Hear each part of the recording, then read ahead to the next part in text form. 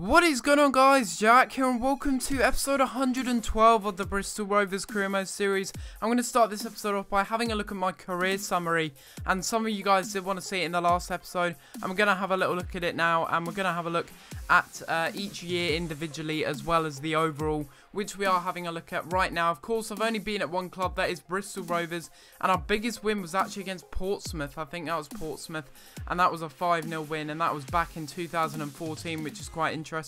And you can see our record transfers also. If you do want to see any of them, then feel free to pause the video and have a little look at them. Of course, we bought Kalelo there for 40 million. That was when we did take the financial takeover, I think it was, and that was back 3 seasons ago, was it, or 2 seasons ago? I can't remember now. Either way, that is our highest paid player, but we're just gonna ignore that because, of course, I didn't want to take all of the financial takeover. I just needed some of it because, of course, we were given a shoddy amount by the board, and my wages, I don't know if you noticed that as well, 4,000 a week for a Champions League side. I don't think so. I think you need to up my wages a little bit. I'm getting paid pennies and I'm doing so much work here at Bristol Rovers, but of course they don't see it that way and they're just giving me as little as possible.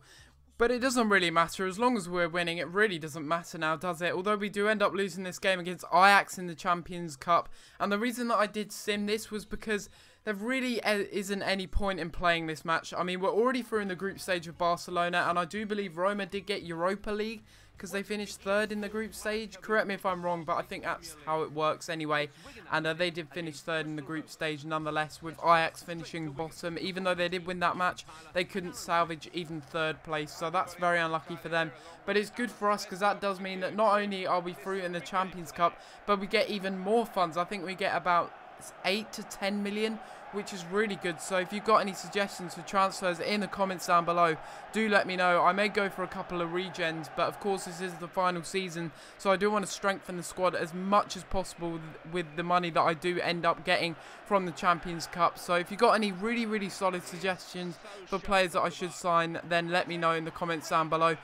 Maybe I'll get another striker. I'm not sure. You see Adam Campbell here in the 9th minute score against Wigan to make it 1-0, which is good to see because Campbell is a player that we did bring in this season and he has been a fantastic player so far. I mean, he's not been outstanding like Ryan Brunt. I mean, Ryan Brunt is just ridiculously stupid on this game. He's overpowered to hell. 72 overall and somehow the league top scorer on, I think it's 18 goals now, which is absolutely unbelievable. And you can see there that West Brom, Wigan Athletic, I apologise, they almost scored there and made it 1-1, and that was a lethal volley there you saw from Ryan Brunt. Could have made it 2-0 in that match, but apart from that, not much did happen in that game, and it did end up as a 1-0 win, so a fairly solid result. At least we got the 3 points, and we're chasing down Manchester City, who are in 1st position at the moment. They keep on winning their games, which is very frustrating because it means that I have to keep winning my games. I'm under pressure, and I need to win the Barclays Premier League title. I don't need to, I want to, and it's something that I really want to accomplish. Maybe I'll be able to win the European Championship, I think it is. I'm not sure what it's called. But either way, maybe we'll be able to win that as well as the Champions League with Bristol Rovers. That would just be incredible if we could get the treble. We're not going to be winning the Capital One Cup. That is for certain because we did get knocked out in the last episode.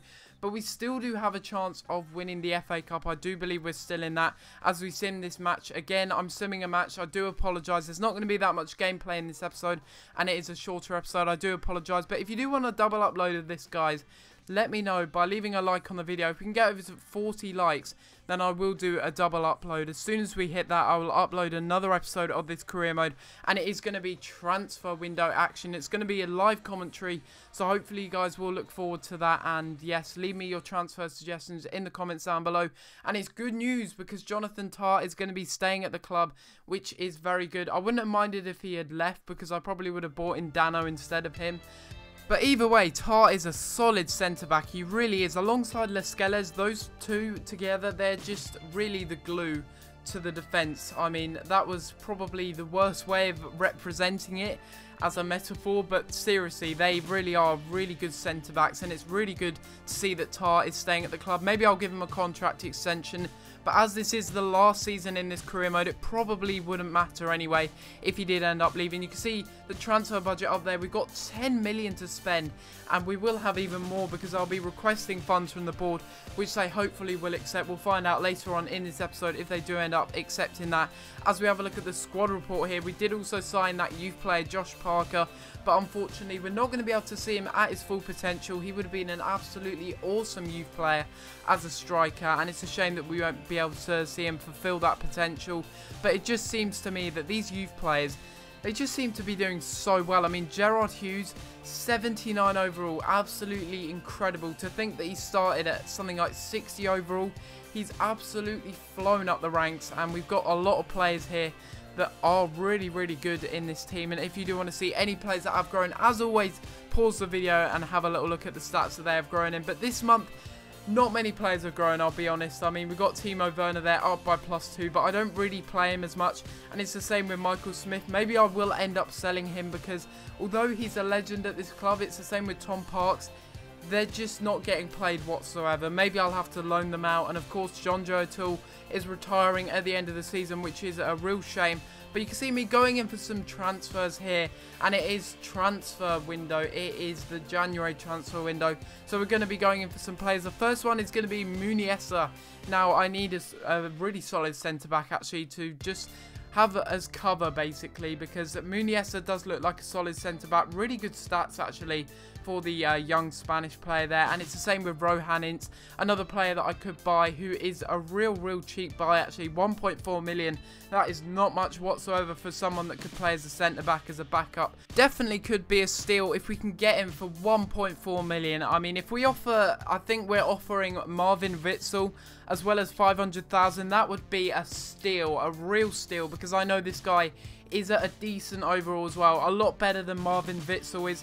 And Witsel was a little bit of a disappointment. He says he wants to leave the club now, so I'm going to let him do that. We're also going to be going in for the Barnsley winger, and that is going to be Dale Jennings, a long-term target of mine, and hopefully in this window we'll be able to secure the services of him, because I know just from looking at the international squad, he looks absolutely incredible. So I really do want to sign this guy, and hopefully we can sign him for 2.5 million plus Jordan Obita. I think that deal could be wrapped up very soon in the next few days, but let's hope that we can actually end up buying him as we advance in the transfer window. I'm only going to advance one day into the transfer window. Just have a look at the emails that we have here. We've already got a transfer offer for Michael Smith, as well as the board have come back and they have said that they are going to give us some extra funds, 2.2 million, which is very nice indeed. That will help us along the way with signing some players this January that will hopefully strengthen the squad even more so than we have done already. But we're going to end the episode off with this transfer offer for Michael Smith,